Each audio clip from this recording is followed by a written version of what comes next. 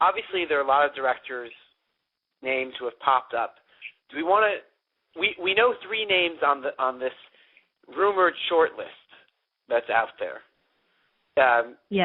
I guess, Savanna, you want to just rattle off these 3? Yeah. Well, I was going to say, I think that did they say there were 8 on the short list or 10? 8? 8.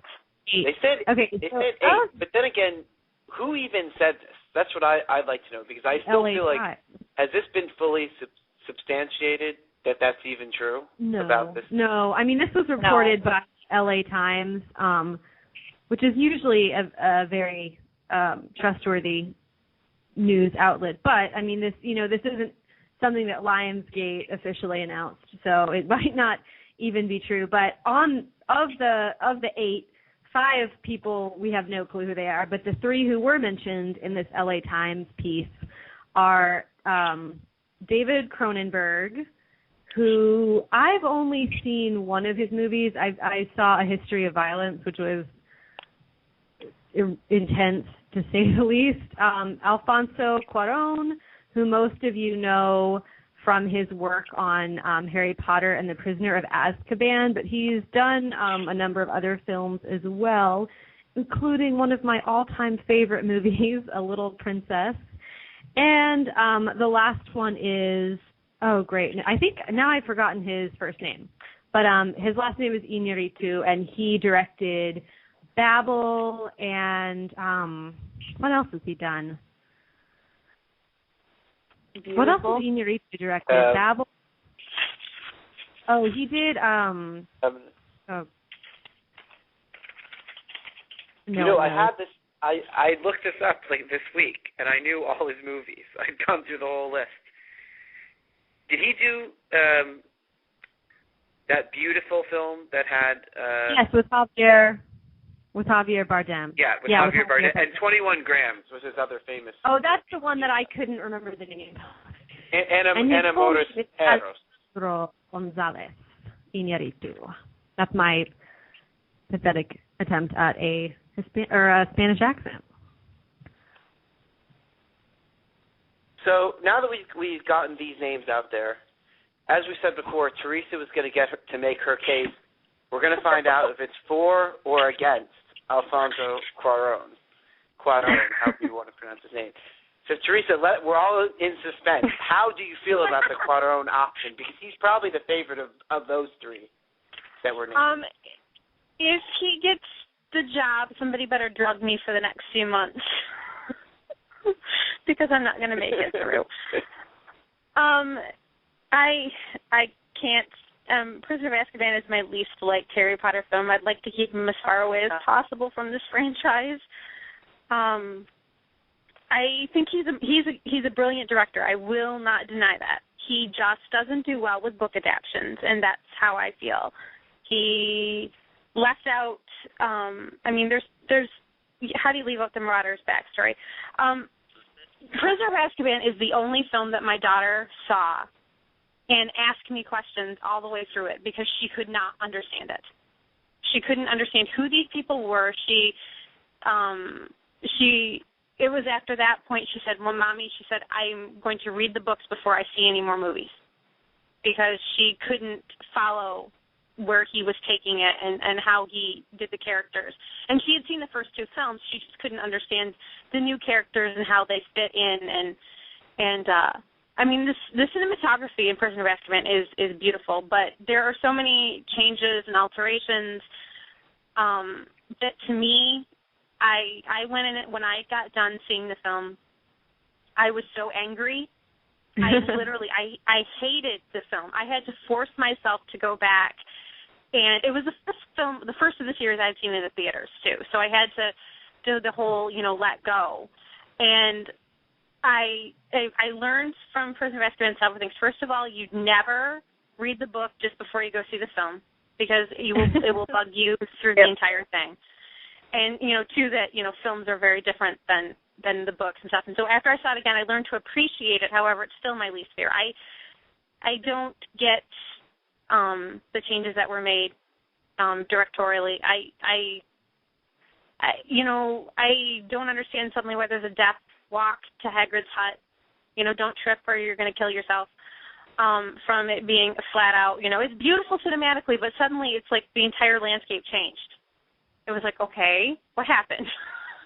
But and one other thing, there's just the characters I think that were changed and from this. I just don't think it was a very faithful adaptation, personally. I know other people feel differently than I do, and I respect them for that.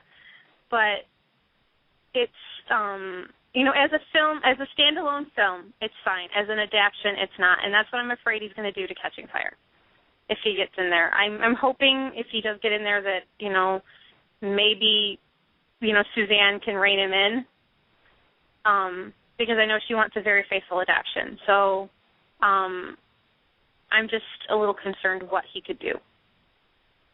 I totally agree. Well, and I want to turn this over to you, Ariel, because you've tweeted, you said Prisoner of Azkaban was your least favorite movie.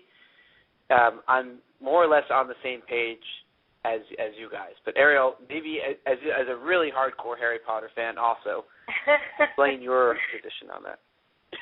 Yeah, I mean, you basically said most of what I'm feeling, but Prisoner of Azkaban is my favorite Potter book because of the backstory of the Marauders, and Alfonso Cuarón basically just ignored that, and I'm pretty sure that there's just no excuse for that, and that backstory could have been done with one split-second scene where Harry looks at Lupin and says, Moony?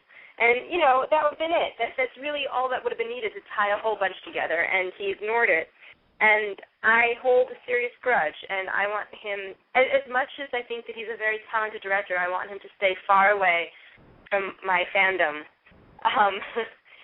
I really worry that he'll, just kind of go any which way he feels like it, and people who are not fans of the books may see this and lose interest or not understand, and the people who are fans, God, wouldn't it be terrible if we didn't like a movie? Like, we had such a wonderful reaction to the Hunger Games movie. I mean, it really, was so well done, and it was amazing, and how awful would it be to have, I didn't like the second movie, and just, stay away from the Hunger Games, Alfonso. Thank you. Now, what if Alfonso Cuarón is like a hardcore Hunger Games nerd, and we just don't know it? Like, what if it's his favorite book ever? I still worry. Yeah. I hopefully he was a fan of Potter too. Does not to jump away from this, but but we probably should, just so we can sort of say stuff about each of these guys. Does anyone else feel a bit mystified about David Cronenberg's inclusion? I'm semi-familiar with his body of work, and he makes movies, and maybe I just haven't seen enough of his movies, but he makes really kind of scary, intense movies that are very kind of cerebral, and I just don't see him as a good fit for this franchise at all.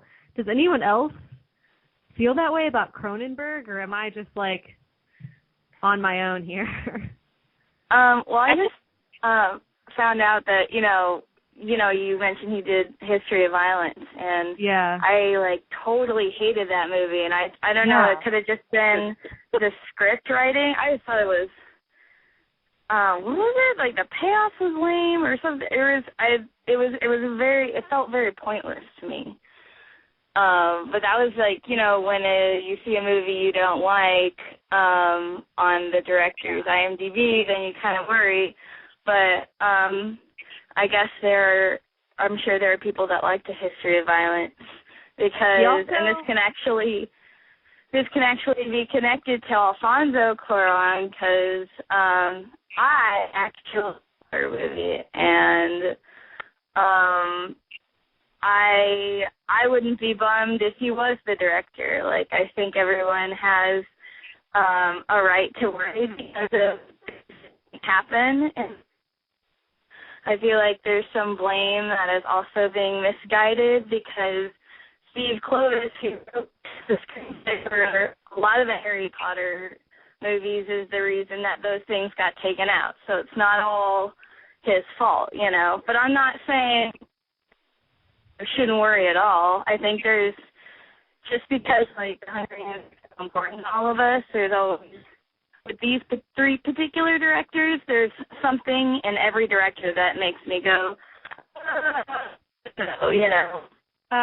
And Courtney is breaking up a lot, so I don't know how much of that you guys were able to hear, but what she was saying was that so many people place all of the blame on Cuaron for the sort of negative aspects of Prisoner of Azkaban, but a lot of that is a result of the script, which he did not write.